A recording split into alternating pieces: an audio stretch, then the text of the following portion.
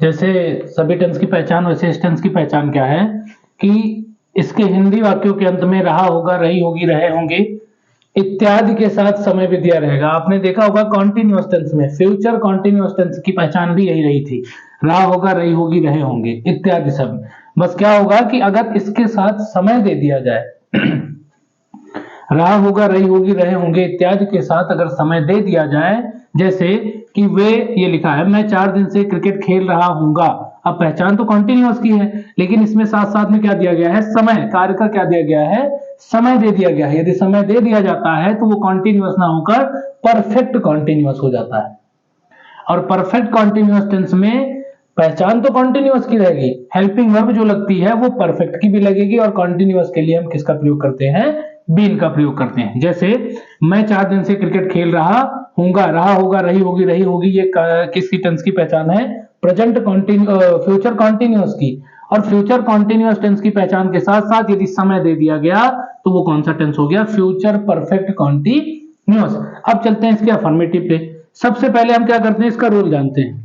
Rule इसमें भी जैसे उसमें हेल्पिंग वर्ब और मेन वर्ब की फॉर्म से लगती थी, वैसे इसमें भी आपको बता दिया गया है पहले ही कि जितने भी कॉन्टिन्यूअस है, चाहे वो परफेक्ट कॉन्टिन्यूअस हो या कॉन्टिन्यूअस हो, सब में मेन वर्ब की कौन सी फॉर्म लगेगी, आईएनजी। मेन वर्ब की आईएनजी फॉर्म लगेगी। जैसे अगर गो लिखा है तो हम क्या कर देंगे, गोइंग, इस फॉर्म का प्रयोग करेंगे। अब चलते हैं हेल्पिंग वर्ब पे।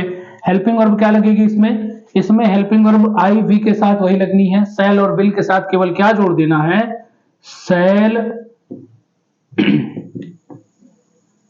हैव बीन, और दूसरी क्या हो जाएगी helping verb, will have been. ये दो हेल्पिंग वर्ब हो जाएगी।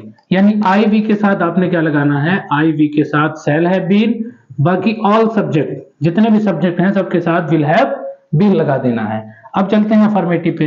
अफर्मेटिव का इसके हिसाब से फॉर्मूला क्या हो जाएगा, आपको पता है कि अफर्मेटिव में सबसे पहले हम क्या लिखते हैं, सब्जेक्ट लिखते हैं। इसमें भी क्या लिख देंगे, सब्जेक्ट लिख देंगे। सब्जेक्ट के बाद क्या लिखना है, हेल्पिंग वर्ब। हेल्पिंग वर्ब क्या है, will, shall plus have been. Will या सेल, इन दोनों के साथ क्या जोड़ देना है, हैव बीन। पहले डिसाइड करेंगे सब्जेक्ट के अनुसार कि विल लगना है कि सेल, उसके बाद आपको हैव बीन तुरंत जोड़ देना है। प्लस मेन वर्ब की कौन सी फॉर्म लिखनी है, आईएनजी फॉर्म, फिर ऑब्जेक्ट और फिर कॉम्प्लीमेंट। जैसे ये सेंटेंस लिखा है मैं 4 दिन से क्रिकेट खेल रहा हूंगा, क्या लिखा है, मैं 4 दिन से क्रिकेट खेल रहा हूंगा, मैं 4 दिन से क्रिकेट खेल रहा हूंगा। अब चलते हैं इसके ट्रांसलेट पे। जैसे लिखा है मैं 4 दिन से क्रिकेट खेल रहा हूंगा, सबसे पहले हमें सब्जेक्ट लिखना है। सब्जेक्ट क्या है, मैं के लिए आई का प्रयोग करेंगे। सब्जेक्ट क्या हो गया, आई। अब आई के साथ आपको पता है कि विल नहीं लगेगा, क्या लगना है, सेल। तो क्या हो जाएगा, सेल लिख दिए। आपको हैव बीन जोड़ देना है क्योंकि ये कौन सा टेंस है, परफेक्ट कॉन्टिन्यूअस है, फ्यूचर परफेक्ट कॉन्टिन्यूअस। ये तो परफेक्ट होता तो केवल हैव जुड़ता, अब कॉन्टिन्यूअस है इसलिए क्या जुड़ जाएगा, बीन भी। क्या हो जाएगा, हैव बीन।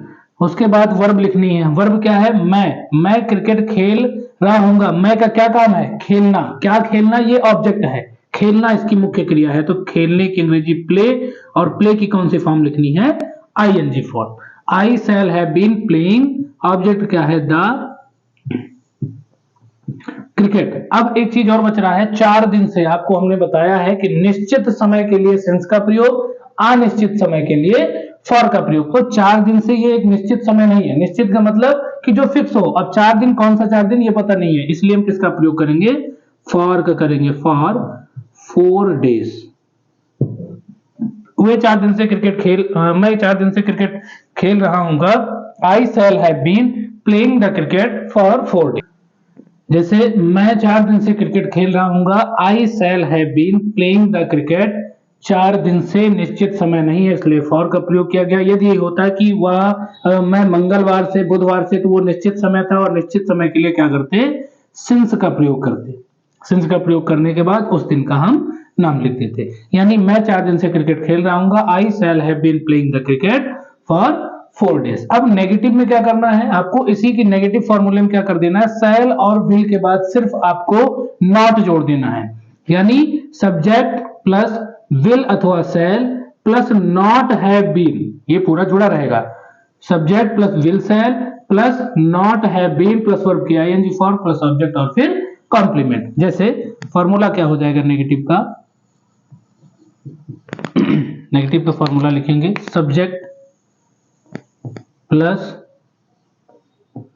विल अथवा शैल प्लस क्या जोड़ देना है आपको, नॉट, और हैव बीन ऐसे ही लिखना है, not have been plus verb की आईएनजी फॉर्म प्लस ऑब्जेक्ट और plus complement plus full stop. इतनी चीजें, यानी सब्जेक्ट प्लस विल शैल, यदि नॉट हटा देंगे तो अफर्मेटिव का बन जाएगा और नॉट लगा दिए तो ये नेगेटिव का बन जाएगा। जैसे लिखा हो कि मैं 4 दिन से क्रिकेट खेल रहा हूँ, यहां पर लिखा हो कि वे 4 बजे से, मान लीजिए लिखा है 4 बजे से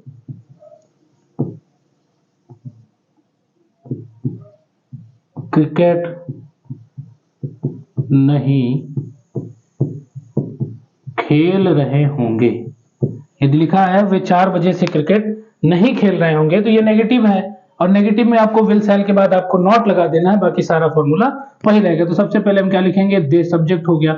अब दे के अनुसार विल प्रयोग करेंगे, शैल तो प्रयोग होगी नहीं, क्या लिख देंगे, दे विल, आगे आपको क्या जोड़ देना है, विल शैल के बाद नॉट, फिर क्या लिख देना है, हैव और बीन प्लस वर्ब की थर्ड फॉर्म। वर्ब क्या है, खेलना, खेलने की अंग्रेजी प्ले, और प्ले की कौन सी form, ING form. They will not have been playing, object क्या हो जाएगा, क्रिकेट, प्लेइंग द क्रिकेट। अब यहां पर क्या है, 4 बजे से, ये निश्चित है कि 4 बजे से खेल रहे हैं। अभी 4 घंटे से होता तो वो निश्चित नहीं था, 4 बजे से निश्चित है, और निश्चित समय के लिए हम किसका प्रयोग करेंगे, सिंस का, cricket since 4 o'clock, full stop. यानी वे 4 बजे से क्रिकेट नहीं खेल रहे होंगे, they will not have been playing the cricket since 4 o'clock। दोनों में क्या अंतर है, केवल विल शैल के बाद हमें क्या जोड़ दिया है, नॉट जोड़ दिया है, तो नेगेटिव सेंटेंस हो जाएगा। यदि नेगेटिव में से विल और शैल के बाद जो नॉट लगा है वो हटा देंगे तो अफर्मेटिव का फॉर्मूला हो जाएगा। अब चलते हैं इंट्रोगेटिव पे। अब चलते हैं इंट्रोगेटिव के एस्नोटाइप में। जैसे हमने इससे पहले वाले टेंस में बताया है, वैसे इसमें भी आपको विल शैल पहले कर देना है सब्जेक्ट के, बाकी पूरा फॉर्मूला यही रहेगा। हमने फॉर्मूला लिख दिया है, सबसे पहले आपको विल शैल लिखना है, फिर सब्जेक्ट, फिर हैव बीन जोड़ देना है, फिर वर्ब की आईएनजी फॉर्म, फिर ऑब्जेक्ट, फिर कॉम्प्लीमेंट, फिर समय के लिए आपको सिंस फॉर का प्रयोग करना है। यदि निश्चित है तो सिंस, अनिश्चित है तो फॉर, और उसके बाद टाइम लिख देना है। चलते हैं ट्रांसलेट पे। सबसे पहले आपको विल शैल किसके अनुसार, सब्जेक्ट के अनुसार। सब्जेक्ट क्या है, अध्यापक। क्या अध्यापक तुम्हें 10 बजे से पढ़ा रहे होंगे। अब अध्यापक यहां पर क्या है, सब्जेक्ट, क्योंकि पढ़ाने का काम कौन कर रहा है, सब्जेक्ट, और पढ़ाना क्या हो जाएगा, क्रिया।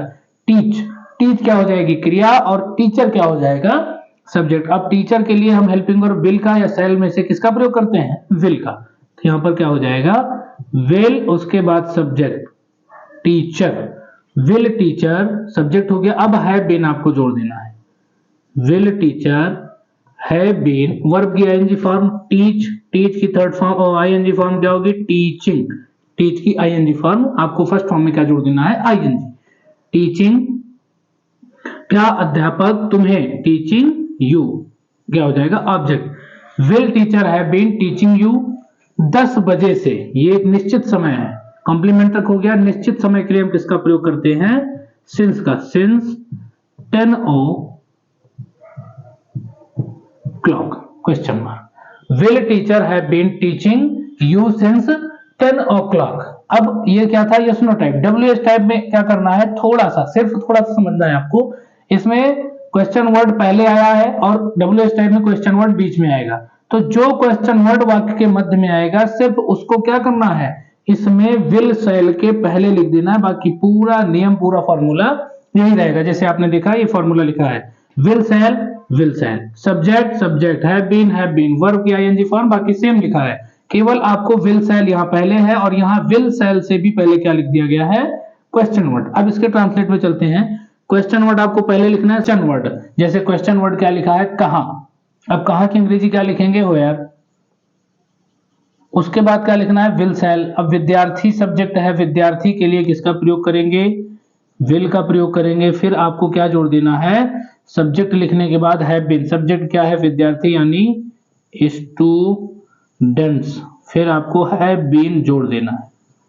केवल अंतर दोनों में क्या है, सबसे पहले हमने विल सेल लिखा है यस नो टाइप में, और विल सेल से पहले हमें क्वेश्चन वर्ड लिख देना है तो वो डब्ल्यूएस टाइप हो जाएगा, विल हैव बीन। उसके बाद वर्ब की आईएनजी फॉर्म, वर्ब क्या है, गो, गो में आईएनजी जोड़ देंगे। Where will students have been going, आगे किसके साथ, अब कॉम्प्लीमेंट हो जाएगा विथ,